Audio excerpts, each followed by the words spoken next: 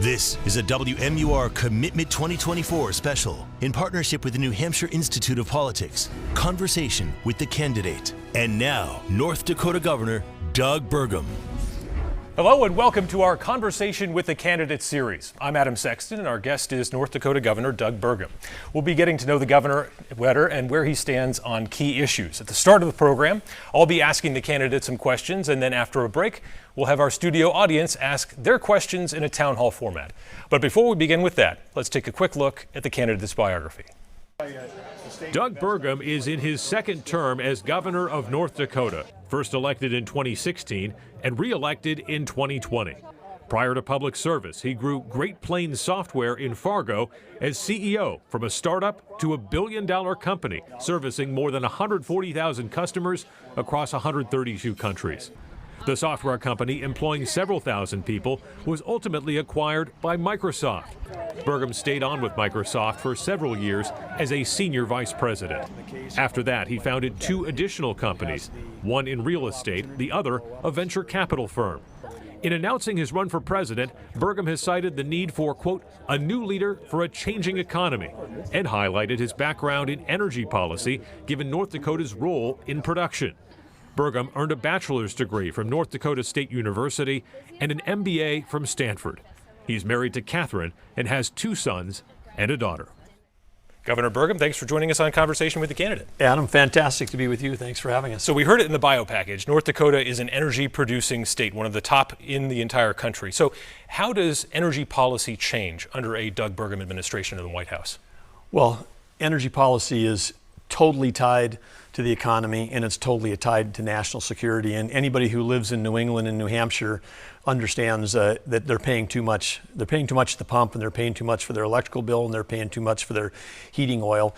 We just don't need a course correction. We need a 180-degree turn from the Biden administration on energy policy. And if I was going to sum it up, Adam, be one thing, it would be that we should be selling energy to our friends and allies versus buying it from our enemies.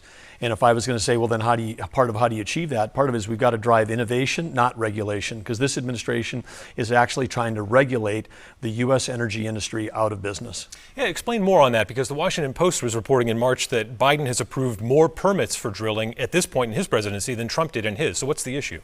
Well, the issue is that that's basically I don't call it a head fake, if people understand basketball. I mean, that Biden is the only president since Harry Truman that didn't hold the quarterly leases for the first 2 years of his time as president. I mean, even Obama held them quarterly. They're required by law. We had to sue, the state of North Dakota had to sue the federal government and win in federal court for him to be able to make the claim that he's making. And what we're doing to American energy producers in terms of restricting their ability, American energy, if you care about the environment, you would want to have every ounce of energy produced here, every electron of baseload produced here, because we produce it cleaner, safer, and better than everyone else. But we've had the State Department going to places like Venezuela, the president himself going to adversaries in the Middle East, asking them to produce more energy, draining the strategic petroleum reserve in half ahead of the midterms to try to get gas down at the pumps. I guess it's strategic to try to win the midterms by giving up what was basically for American citizens, our safety net in case we end up in World War III. So it is unconscionable to me, some of the decisions that have been made that are political or ideological, that actually go against what every American citizen needs: energy to heat their home, to drive their car, to run the companies, their small business or large businesses. And again, you can't separate energy policy as a global market. You can't separate it from national security or the economy. On foreign policy, there's been a lot of attention on Russia and China, and rightly so, but I think it's to the detriment of talking about a country like Iran, which still presents a serious threat to the United States.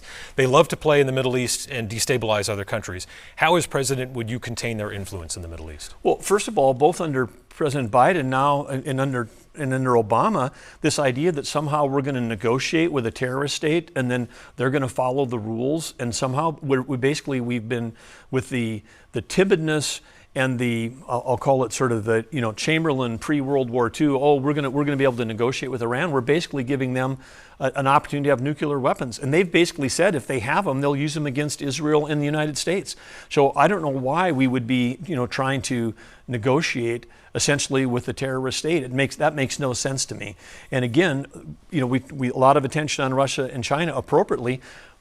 I don't believe that Putin even has an opportunity to invade Ukraine unless he already had a stranglehold. He was providing almost all the energy to Western Europe, our allies, the people that I'm sure, relatives of people that are watching the show who fought and died in World War II for us to have a free, Western Europe, and then we allow them to have all their natural gas and all their energy coming. I mean, manufacturing in Germany's, off by 25% because they don't have energy. And of course, that affects the prices for consumers here in the United States.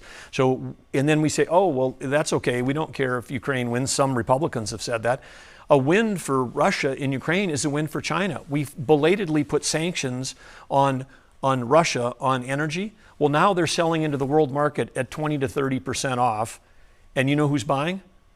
The world's largest importer of oil and gas, that would be China. So we're allowing the Chinese right now to be able to buy oil and gas at cheaper than anybody that's watching the show. I'm sure everybody watching would love to be able to buy gas off at 20% off tomorrow. I'm sure farmers in Iowa would love to be able to put diesel in their tractors at 20% off. But no, our policies that we put on Russia are actually aiding our biggest adversary, which is China. Circling back to the home front here, many parents of little ones are struggling to find childcare, not just affordable, but access, period. Particularly in rural areas, as you probably know in your state, it's just not there anymore. Does the government have a role in providing that service?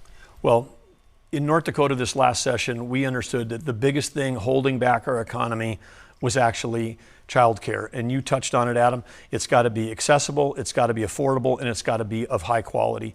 And we spent 15 months going out to rural areas, our larger metros in North Dakota, most of these childcare centers are women-owned businesses. We talked to the owners, we talked to the parents, we talked to the people that were thinking about going into careers in that field.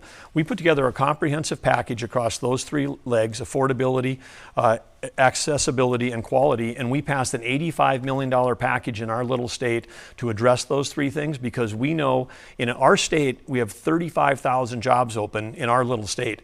And we know that we have one of the highest birth rates in the nation. We're number 2 behind Utah right now. We've got 55,000 kids in our state that were below 5 and under. That's like, think of that would be an entire city of 5 and under, and then you can decide whether you want to drive towards it or away from it, depending if you're a grandparent or a parent.